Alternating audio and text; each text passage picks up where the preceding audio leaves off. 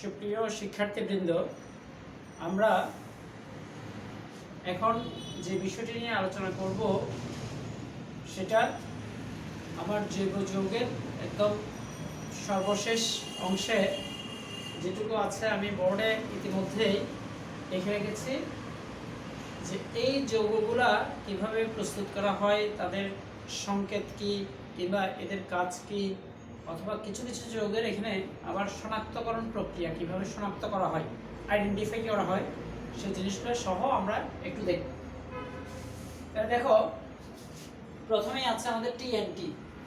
এখন টিএনটির full meaning অনেক সময় আসে যে টিএনটি এই মানে ফুল, যেহেতু এটা একটা অ্যাব্রিভিয়েটেড ওয়ার্ড, তাহলে টিএনটির ফুল মিনিং হচ্ছে ট্রাইনাইট্রোটোলুইন। ট্রাইনাইট্রোটোলুইন। তাহলে এই যৌগটা কিভাবে প্রস্তুত করা হয় সেটা জানবো আমরা। এরপরে গ্লিসারিন, নাইট্রোগ্লিসারিন, প্যারাসিটামল, ডেটল। আমরা এখানে মূলত এই পাঁচটা যৌগ নিয়েই আলোচনা করব, কারণ আমাদের জৈব যৌগগুলো যদি আমি ইন্ডিভিজুয়াল প্রত্যেকটা যৌগ নিয়ে আলাদা আলাদা কিছু ভিডিও ক্লিপস তৈরি করি, সেটা তোমাদের জন্য উপকার হবে এবং তোমরা খুব সুন্দর করে স্মুথলি জৈব যৌগটা কমপ্লিট করতে পারবে। তাহলে দেখো, আমাদের প্রথমে যেটা আসছে সেটা হচ্ছে টিএনটি, ট্রাইনাইট্রোটোলুইন।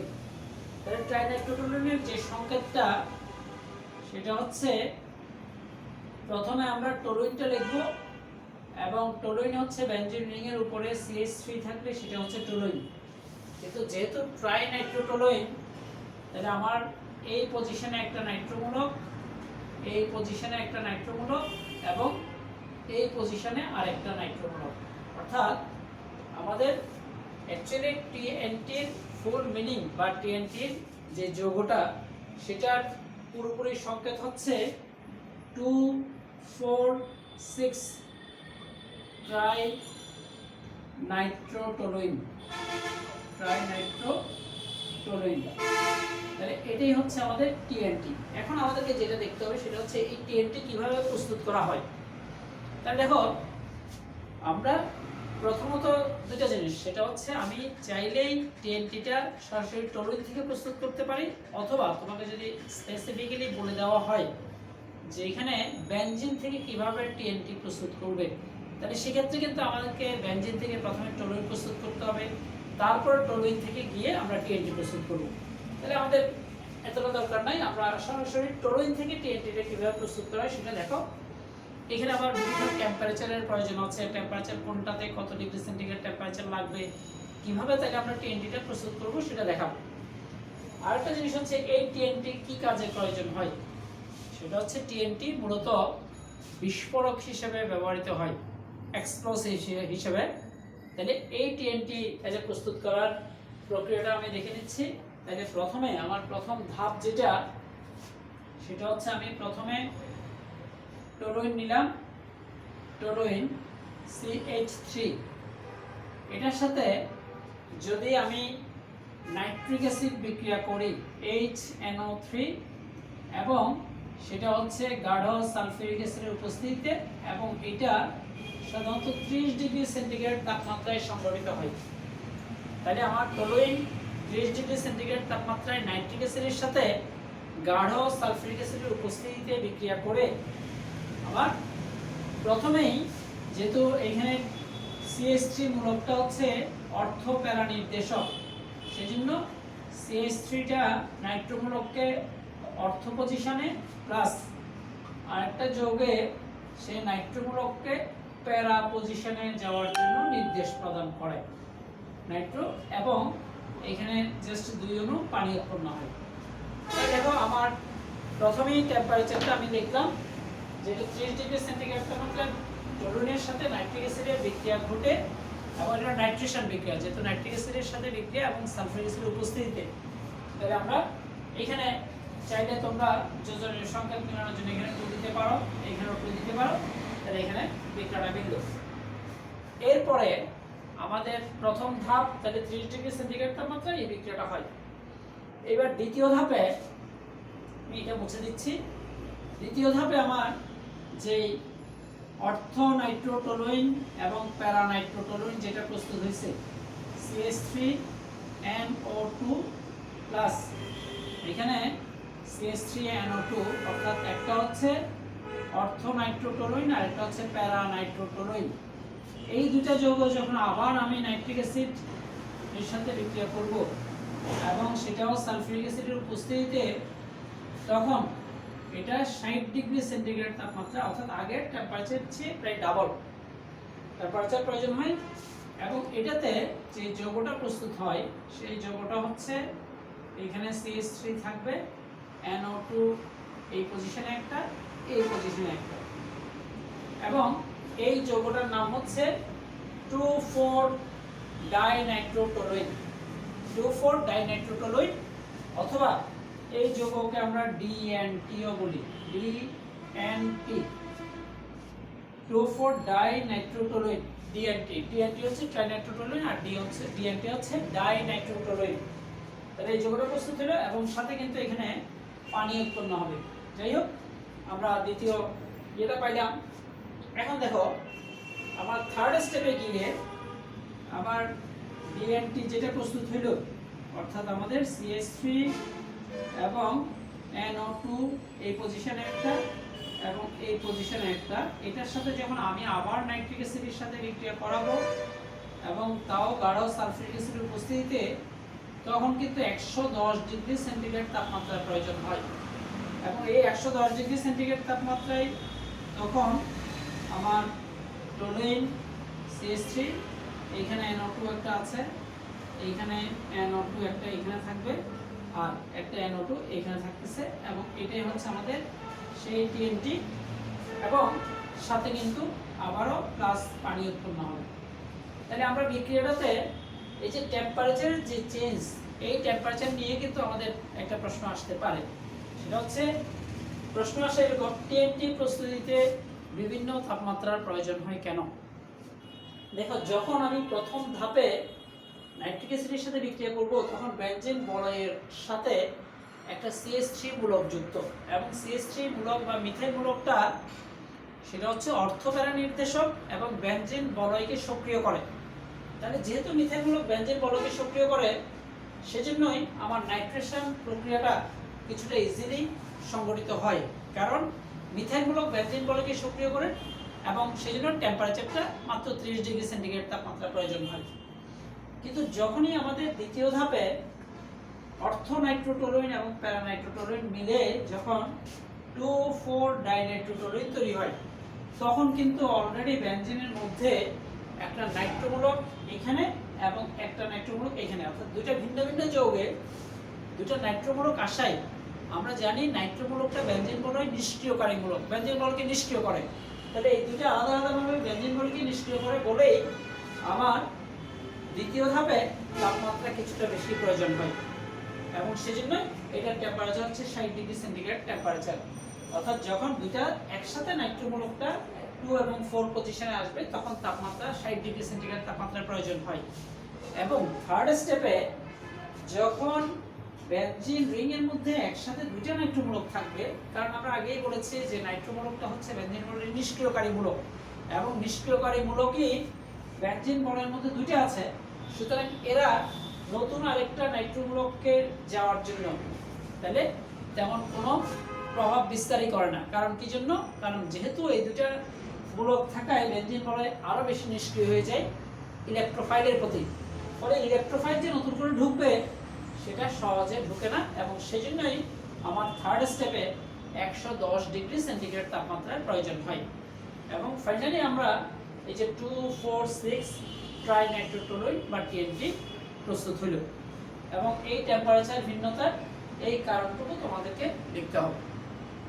তাহলে এটাই হচ্ছে আমাদের TNT কিভাবে আমি বেনজিন থেকে প্রস্তুত করব। বেনজিন থেকে এখানে আমি করি নাই, কারণ বেনজিন থেকে প্রস্তুত করতে হলে আমার সিম্পলি আরেকটা স্টেপ বাড়িয়ে দিতে হবে। অর্থাৎ আমি বেনজিনের সাথে যদি মিথাইল ক্লোরাইড বিক্রিয়া করি এবং সেটা অনার্দ্র অ্যালুমিনিয়াম ক্লোরাইডের উপস্থিতিতে মিথাইল ক্লোরাইডের সাথে বিক্রিয়া করলেই তাহলে টলুইন প্রস্তুত হবে, এবং সেই বিক্রিয়াটার নাম হচ্ছে ফ্রিডেল ক্রাফট অ্যালকাইলেশন বিক্রিয়া।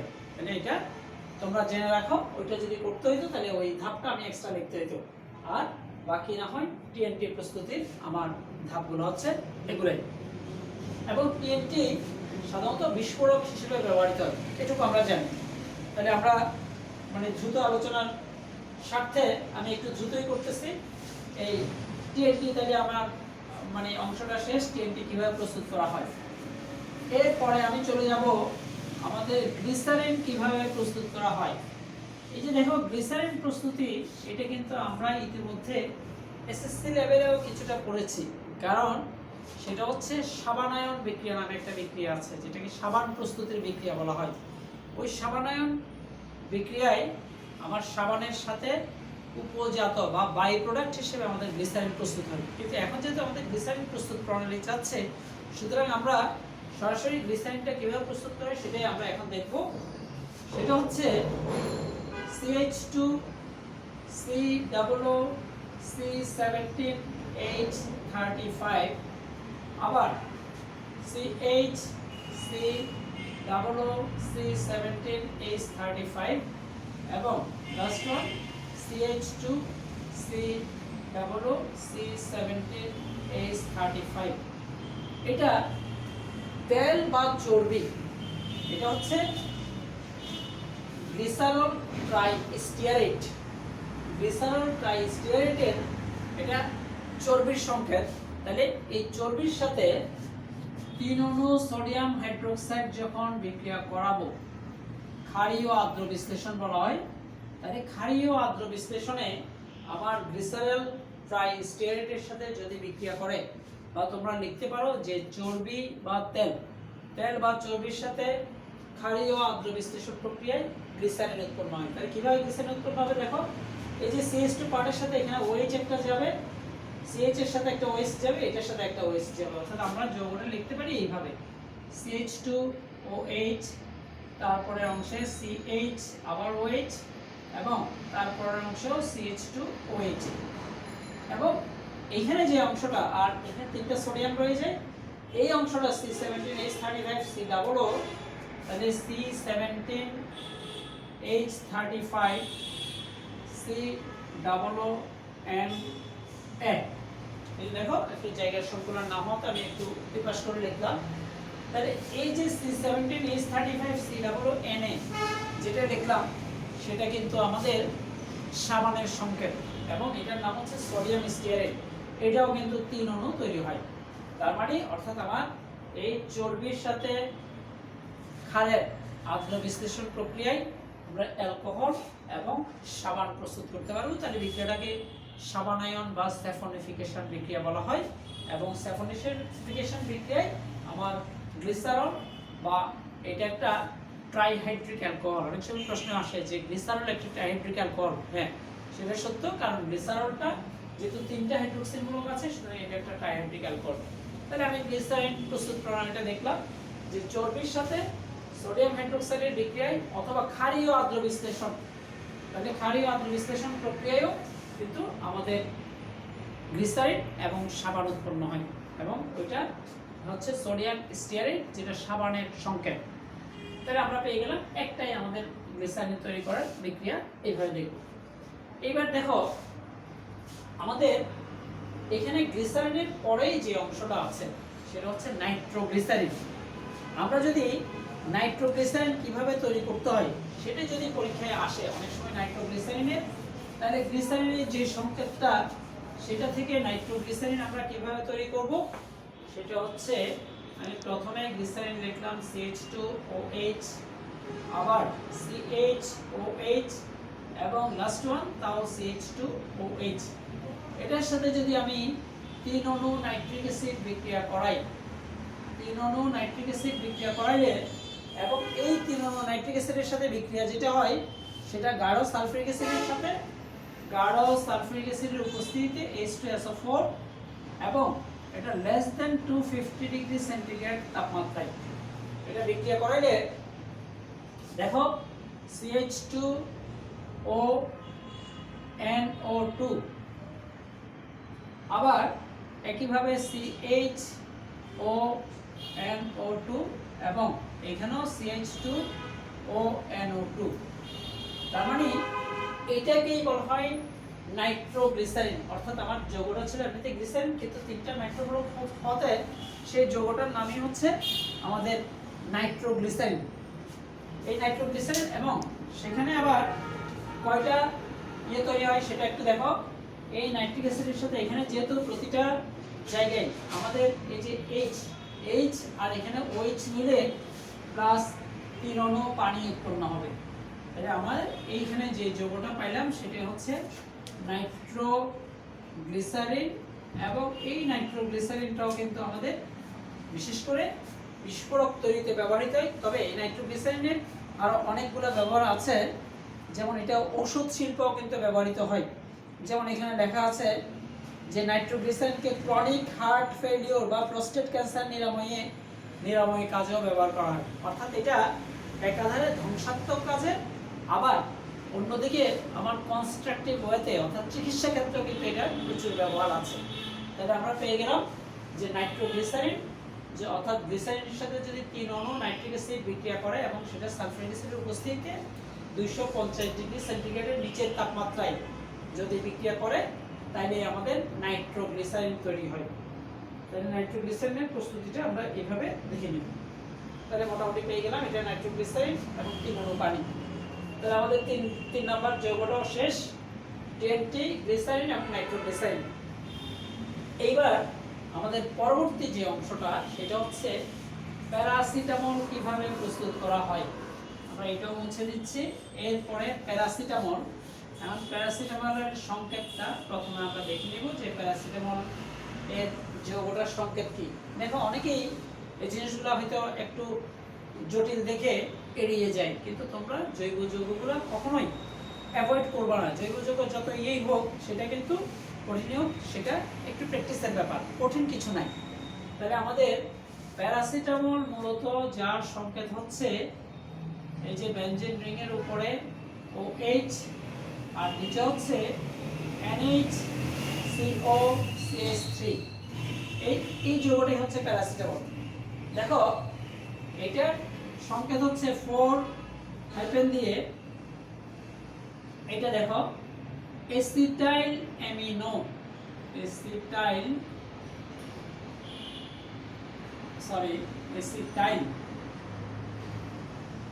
অ্যামিনো, তারপর হচ্ছে ফেনল। তার মানে আমার যৌগটা 4 কেন, কারণ এই ফেনলের সাপেক্ষে এটা 4 নাম্বার পজিশনে আছে, সেজন্য 4 এই CH3 মূলকটাকে এসিটাইল মূলক করে, আর NH2 হচ্ছে অ্যামিনো। NH2 থেকে একটা হাইড্রোজেন যদি চলে যায় তাহলে সেটা কিন্তু NH2 থাকে। তাহলে NH2 হাইড্রোজেনকে সরিয়ে এসিটাইল মূলকটা আসছে, সেজন্য এটা হচ্ছে এসিটাইল অ্যামিনো আর ফেনল। তাহলে এটা অর্থাৎ আমার প্যারাসিটামলের আরেক নাম হচ্ছে 4 এসিটাইল অ্যামিনো ফেনল। যাই হোক, এটা আরো একটা নাম আছে, তোমরা নিজেরা বই থেকে দেখে নিও। এই যৌগটাকে আমরা কিভাবে এখন তৈরি করতে হবে বা কিভাবে পাওয়া যাবে সেটা আমরা দেখাবো। তাহলে দেখো এই জিনিসটা একটু ভালো করে দেখবা। OH মূলকের প্যারা পজিশনে NHCOCH3 এসিটাইল অ্যামিনো, আমার এই মূলকটা পুরোটাই এসিটাইল অ্যামিনো এবং সেটা 4 নাম্বার পজিশনে আছে বলে 4 এসিটাইল অ্যামিনো ফেনল বা সেটা হচ্ছে প্যারাসিটামল।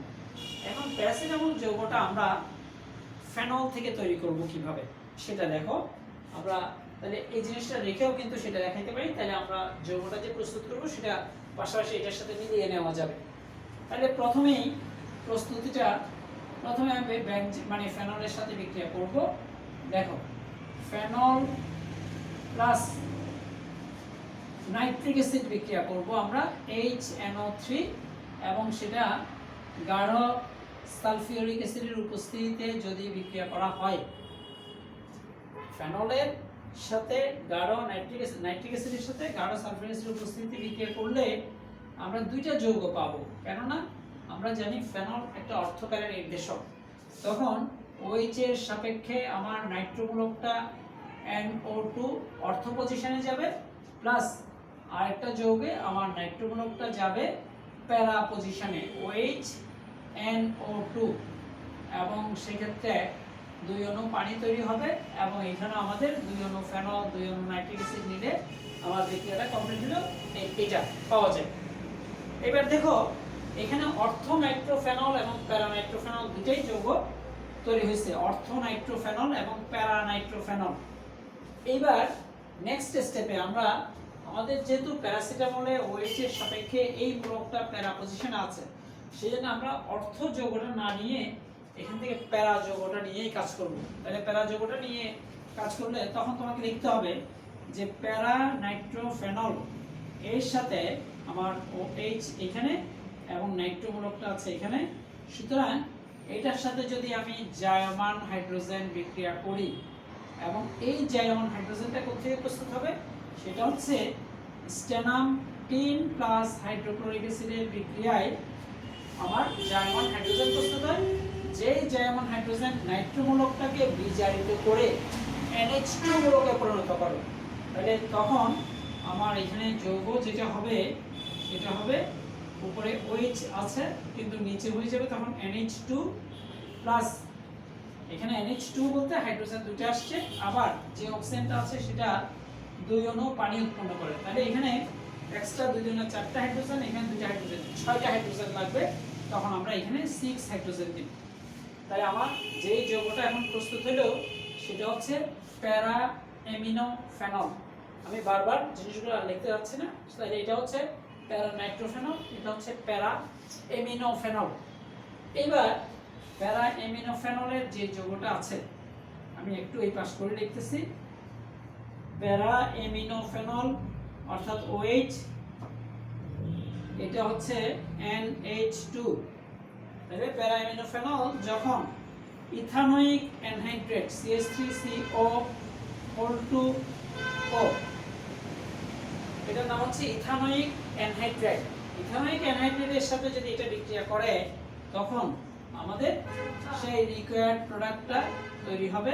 অর্থাৎ আমরা এখানে OH, এইখানে আসবে NHCOCH3। এই যে দেখো আমাদের এই যৌগটা আমি রাখছিলাম এই জন্য যে যাতে এটার সাথে আমি মিলিয়ে প্যারাসিটামল যৌগটা তৈরি করতে পারি। তাহলে প্যারাসিটামল তৈরি হবে এবং সাথে কিন্তু CH3COOH তৈরি হবে, কারণ যখন এখান থেকে একটা H চলে যাবে NH একটা H, এখান থেকে CH3CO একটা এসে এখানে যুক্ত হয়েছে কিন্তু আরেকটা রয়ে গেছে আর একটা অক্সিজেন রয়ে গেছে, তাহলে CH3COOH অর্থাৎ অ্যাসিটিক অ্যাসিড তৈরি করে। তাহলে আমার থার্ড স্টেপে গিয়ে আমার প্রথম স্টেপে তো ফেনলের সাথে আমি নাইট্রিক অ্যাসিড বিক্রিয়া করে অর্থো নাইট্রোফেনল এবং প্যারা নাইট্রোফেনল তৈরি করলাম। দ্বিতীয় ধাপে আমার এই যে হাইড্রোক্সিল মূলকটা যেহেতু দুটো পজিশনে নাইট্রোমূলকটাকে দিছে, একটা অর্থ একটা প্যারা, আমাদের যেহেতু প্যারাসিটামল তৈরি করার জন্য আমার প্যারা পজিশনে লাগবে, সেজন্য আমি প্যারা যৌগটা নিয়ে তারপর সেটার বিজারণ ঘটালাম। বিজারণটা হলো স্টেনাম এবং হাইড্রোক্লোরিক অ্যাসিডের সাথে বিক্রিয়া করলে তাদের বিক্রিয়ায় উৎপন্ন জায়মান হাইড্রোজেন এটার সাথে বিক্রিয়া করে প্যারা অ্যামিনো ফেনল তৈরি করে। পরবর্তীতে প্যারা অ্যামিনো ফেনলের সাথে যদি আমি ইথানোয়িক অ্যানহাইড্রেট বা অ্যাসিটিক অ্যানহাইড্রেট যদি বিক্রিয়া করি তখনই আমাদের 4 অ্যাসিটাইল অ্যামিনো ফেনল বা প্যারাসিটামল উৎপন্ন হয়, যেটা জ্বর এবং ব্যথানাশক ওষুধ হিসেবে ব্যবহৃত হয়। অনেক সময় প্রশ্ন আসে যে ফেনল থেকে কিভাবে তুমি একটি জ্বর ও ব্যথানাশক ওষুধ প্রস্তুত করবে, তাই সেই প্রক্রিয়াটাই হচ্ছে আমাদের এটাই। তাহলে আমরা এবার সেটাও পেয়ে গেলাম যে প্যারাসিটামল কিভাবে প্রস্তুত করা হয়। এইবার আমরা আমাদের আজকের আলোচনার একদম সর্বশেষ ধাপ যেটা আছে সেই ডেটল প্রস্তুতির মধ্যে চলে যাব। দেখো ডেটলের সংকেতটা আমি প্রথমে ডেটলের সংকেতটা কি সেটা একটু লিখি, তারপরে আমরা ডিটেইলস আলোচনা করব যে ডেটলটা কিভাবে প্রস্তুত করা হয়। ডেটলের সংকেত হচ্ছে প্রথমে বেনজিন রিংয়ের উপরে একটা OH মূলক থাকবে, OH মূলকের পরে আমার এই পজিশনে একটা CH3, এই পজিশনে একটা CH3 এবং এই পজিশনে একটা ক্লোরিন আছে, যেটাকে বলা হয় 4-ক্লোরোজাইলিনল। এটার নাম হচ্ছে 4-ক্লোরোজাইলিনল। অর্থাৎ অ্যাকচুয়ালি ডেটলের সরাসরি কোনো সংকেত নাই, ডেটলের যে উপাদানগুলো আছে তার মধ্যে এই যে 4-ক্লোরোজাইলিনলটা হচ্ছে প্রধান উপাদান। এখন এটার নামটা 4-ক্লোরোজাইলিনল কেন হইলো সেটা প্রথমে তোমরা একটু দেখো। আমাদের বেনজিন রিংয়ের সাথে যদি শুধুমাত্র দুইটা মিথাইল মূলক থাকে, দুইটা মিথাইল মূলক, তখন সেটাকে বলা হয় জাইলিন। জাইলিন এবং OH মূলক থাকলে জাইলিন যোগ অল, তাহলে জাইলিনল। আবার 4 নাম্বার পজিশনে ক্লোরিন আছে বলে 4-ক্লোরোজাইলিনল। এই যৌগটাই হচ্ছে আমার ডেটলের প্রধান উপাদান। ডেটলের প্রধান উপাদান এটা ছাড়াও সেখানে টারপিনিয়ল একটা পদার্থ আছে, আইসোপ্রোপাইল অ্যালকোহল, অর্থাৎ কয়েকটা উপাদান মিলে কিন্তু আমাদের ডেটল তৈরি হয়। তবে তার মধ্যে আমার 4-ক্লোরোজাইলিনল, অর্থাৎ তোমার যদি পরীক্ষা আসে ডেটলের সংকেত দেখো, তাহলে ডেটলের সংকেতের মধ্যে তখন তোমাকে কিন্তু অর্থাৎ প্রধান উপাদান যেটা আছে সেই উপাদানটা লিখতে হবে এবং সেটা হচ্ছে 4-ক্লোরোজাইলিনল। এবার দেখো এখানে একটা টেকনিক আছে, ছোট টেকনিক, সেটা হচ্ছে আমি যদি ফেনল দিয়ে বিক্রিয়াটা করি তাহলে আমরা তো জানি যে ফেনলটা কিন্তু অর্ধপ্যারা নির্দেশক, মেটা নির্দেশক না। কিন্তু OH মূলককে যদি আমি মিথাইল মূলক দিই তাহলে তো সে তো মেটা পজিশনে যাবে না, সেই জন্য বিক্রিয়াতে কিন্তু একটু আছে। তাহলে আমি প্রথমেই বিক্রিয়াটা, তাও এটা রাখা অবস্থায় বিক্রিয়াটা করতেছি, একটু দেখো ভালো করে। প্রথমেই আমি যে যৌগটা নিব সেটা হচ্ছে বেনজিন ডায়াজোনিয়াম ক্লোরাইড N2Cl, এবং এই যে বেনজিন ডায়াজোনিয়াম ক্লোরাইড যে লবণটা নিলাম সেটার কিন্তু N2Cl অর্থাৎ ডায়াজোনিয়াম ক্লোরাইড ওই মূলকটা কিন্তু মেটা নির্দেশক, কারণ এই নাইট্রোজেনের সাথে সাধারণত ত্রিবন্ধনে আবদ্ধ থাকে। সুতরাং ওইখানে ত্রিবন্ধন এবং একটা ক্লোরিন থাকবে, অর্থাৎ আমরা আগেই বলছি যে বেনজিন রিং এর সাথে যে যুক্ত থাকবে তার সাথে যদি ডাবল বন্ড বা ট্রিপল বন্ড থাকে তখন সেটা কিন্তু মেটা নির্দেশক হয়। সুতরাং এই N2Cl-টা মেটা নির্দেশক। তাহলে এটার সাথে যদি আমি প্রথমেই মিথাইল ক্লোরাইড বিক্রিয়া করি, তখন মিথাইল ক্লোরাইড বিক্রিয়া করলে মিথাইল ক্লোরাইড করবে কি তার দুইটা অংশে অর্থাৎ অর্থ এবং না দুইটাই মেটা পজিশনে দুইটা মিথাইল মূলক যাবে। তাহলে দুইটা মিথাইল মূলক যদি আমি ওইভাবে তৈরি করি, অর্থাৎ এটা কিন্তু অনার্দ্র অ্যালুমিনিয়াম ক্লোরাইডের উপস্থিতিতে বিক্রিয়া করবে এবং N2Cl এখানে একটা মিথাইল মূলক এখানে যাবে। কেন? কারণ আমরা জানি যে N2Cl বা বেনজিন ডায়াজোনিয়াম ক্লোরাইড এটা মেটা নির্দেশক, সেজন্য দুইটা মিথাইল মূলক এখানে চলে গেল। কিন্তু আমাদেরকে খেয়াল করতে হবে যে N2Cl থাকলে তো হবে না, আমাদের সেটা ফেনলে পরিণত করতে হবে। এইবার এই যৌগের সাথে যদি আমি পানির বিক্রিয়া করি, দেখো আমাদের এই বিক্রিয়াটাও কিন্তু আছে যে বেনজিন ডায়াজোনিয়াম ক্লোরাইডের সাথে পানির বিক্রিয়া ঘটলে এবং সেটা সাধারণত 40 ডিগ্রি সেন্টিগ্রেড তাপমাত্রায় যদি বিক্রিয়াটা ঘটে তখন N2Cl-টা OH-টা ওইখানে চলে যায়, অর্থাৎ আমাদের যৌগ যেটা তৈরি হবে সেই যৌগ হবে অনেকটা এটা যে N2Cl এর মধ্যে এখানে OH, তারপরে আমাদের মিথেন মূলক তো এখানে আছে অলরেডি, আবার মিথেন মূলক এখানেও আছে, কারণ আমরা পানি দিয়ে শুধুমাত্র N2Cl-কে পানি পরিবর্তন করে OH এ নিয়ে আসবো এবং সাথে প্রস্তুত হয় নাইট্রোজেন প্লাস হাইড্রোক্লোরিক অ্যাসিড, এই যৌগগুলো প্রস্তুত হবে। দেখো আমাদের অটোমেটিক জাইলিনল কিন্তু তৈরি হয়ে আছে। কারণ আমরা কিভাবে বিক্রিয়াটা করলাম সেটা একটু দেখবা, যে প্রথমে আমাদের N2Cl বা বেনজিন ডায়াজোনিয়াম ক্লোরাইড, এখন যদি তোমাকে বলা হয় তাহলে বেনজিন ডায়াজোনিয়াম ক্লোরাইড কোথেকে প্রস্তুত করব, সেটা তুমি প্রস্তুত করতে পারো যে বেনজিনকে প্রথমে নাইট্রেশন করলে নাইট্রোবেনজিন তৈরি হয়, নাইট্রোবেনজিনকে আবার যদি আমি বীজারণ করি স্টেনাম এবং হাইড্রোক্লোরিক অ্যাসিড তখন অ্যামিনোবেনজিন বা অ্যানিলিন তৈরি হয়। সেই অ্যানিলিনকে যদি সোডিয়াম নাইট্রেট এবং হাইড্রোক্লোরিক অ্যাসিডের সাথে বিক্রিয়া করা হয় তখন এই বেনজিন ডায়াজোনিয়াম ক্লোরাইড প্রস্তুত হবে। যাই হোক, বিক্রিয়াটা আমি এখানে আর দীর্ঘায়িত করতেছি না।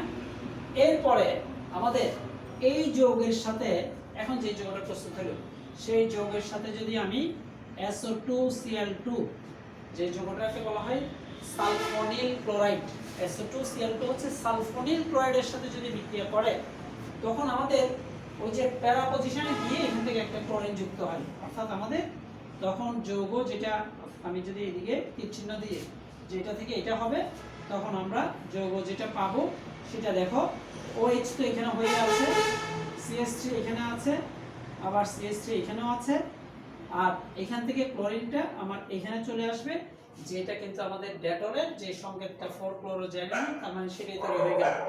এবং সাথে এখানে SO2 এটা সালফার ডাইঅক্সাইড তৈরি হবে এবং আরেকটা যৌগ এখানে ক্লোরিন আরেকটা রয়ে গেছে, এবং যেই পজিশন থেকে ক্লোরিনটা হাইড্রোজেনটাকে সরাইলো সেই হাইড্রোজেনটা এখানে আরেকটা ক্লোরিনের সাথে যুক্ত হয়ে HCl তৈরি করবে। তাহলে আমরা ওই ডেটলের যে মূল উপাদান 4-ক্লোরোজাইলিনটা প্রস্তুত করলাম এবং এটাই ডেটল প্রস্তুতির সাধারণ পদ্ধতি। দেখো খুব সাধারণ একটা জিনিস, এটা হয়তো অনেক বইতে নাই, একটা বইতে আছে দেখে আমি সেটা নিয়ে নিলাম। যে অনেক সময় এটা প্রশ্ন জাগে আমি সরাসরি OH এর সাথে CH3 কিভাবে দেব, তাহলে সেটা প্রথমে বেনজিন ডাইজোনিয়াম ক্লোরাইড করে CH3 দুটো ঢুকিয়ে তারপর সেটা N2Cl কে হাইড্রোক্সিল মূলকে পরিণত করা হয়। তারপর আমরা এই প্রসেস অনুসারে আমরা ক্লোরোজাইলিনল বা ডেটল পাবো, এবং ডেটলটা একটা শক্তিশালী জীবাণুনাশক হিসেবে ব্যবহৃত হয়। তো যাই হোক, আমাদের আজকের লেকচার এই পর্যন্তই। আমরা টিএনটি, গ্লিসারিন, নাইট্রোগ্লিসারিন, প্যারাসিটামল এবং ডেটল প্রস্তুত করলাম। তবে এই প্রসঙ্গে আমি যাওয়ার আগে ছোট্ট একটা জিনিস, যেটা আমাদের হয়তো সেটা বললে এটার মধ্যে মোটামুটি আমাদের এটা প্রায় কমপ্লিট হয়েছে, সেটা হচ্ছে গ্লিসারিন শনাক্ত করার জন্য। গ্লিসারিন শনাক্ত করার জন্য আমাদের একটা বিক্রিয়া আছে, সেটা দেখো CH2OH, কারণ এখানে অন্য কিছু আর শনাক্ত করা লাগে না, শুধু গ্লিসারিনটা শনাক্ত করা লাগে। CHOH এবং CH2OH, এটার সাথে যদি পটাশিয়াম বাইসালফেট অথবা ফসফরাস পেন্টাঅক্সাইড দেওয়া হয় P2O5, এই ফসফরাস, পটাশিয়াম বাইসালফেট অথবা ফসফরাস পেন্টাঅক্সাইড এই দুটাই নিরোধক হিসেবে কাজ করে, এবং নিরোধক হিসেবে কাজ করলে এই যৌগ থেকে 2 অণু পানি শোষণ করে নেয়। তো 2 অণু পানি শোষণ করলে আমরা অনেক সময় দেখানোর জন্য, এটা দেখাইতে হবে না যদিও, তারপরে আমি এইভাবে যদি চিন্তা করি H আর OH মিলে 1 অণু পানি, আবার এদিক থেকে H2 আর এখান থেকে O মিলে 1 অণু পানি যদি নিয়ে যাই, তাহলে আর বাকি যৌগ যেটা হবে সেটা হবে CH2 ডাবল বন্ড CH, এই যে CH, এবং নিচের অংশটা CHO প্লাস 2 অণু পানি উৎপন্ন হয়। এবং এখানে যে যৌগটা প্রস্তুত হয় সেটার নাম হচ্ছে অ্যাক্রোলিন। দেখো, এই অ্যাক্রোলিন এটা উৎকট দুর্গন্ধ বিশিষ্ট একটা পদার্থ, এবং এই পদার্থটা উৎকট দুর্গন্ধ বিশিষ্ট একটা পদার্থ তৈরি হলেই তখন আমরা বুঝবো সেটা গ্লিসারিন। এবং এই যৌগের আমি ইউপ্যাক পদ্ধতিতে যদি নাম লিখি তাহলে সেটা হবে প্রোপ, দেখো প্রোপ 2-in-1L। অনেক সময় প্রশ্ন আসে যে গ্লিসারিন শনাক্তকরণে যে পদার্থটি উৎপন্ন হয় সেটা ইউপ্যাক পদ্ধতিতে নাম কি? সেটা ইউপ্যাক পদ্ধতির নাম হচ্ছে প্রোপ 2-in-1L। তাহলে আজকের মতো আমাদের এতটুকুই। এরপরে আমরা অন্য কিছু নিয়ে আলোচনা করব। তার মানে আমাদের টিএনটি এরপরে কিন্তু আমাদের খুব ইম্পর্টেন্ট একটা টপিকস আছে, সেটা হচ্ছে পলিমার যৌগ। খুবই ইম্পর্টেন্ট, তোমরা অবশ্যই চোখ রাখবা আমি কখন সেটা আপলোড দিব। আমি হয়তো আগামী দিনের মধ্যেই সেটা দিব। আর এই জিনিসগুলো আজকের লেকচারটা টিএনটি, গ্লিসারিন, নাইট্রোগ্লিসারিন, প্যারাসিটামল এবং ডেটল প্রস্তুতিটা একটু ভালো করে দেখে নেব। তো ঠিক আছে, বেস্ট অফ লাক।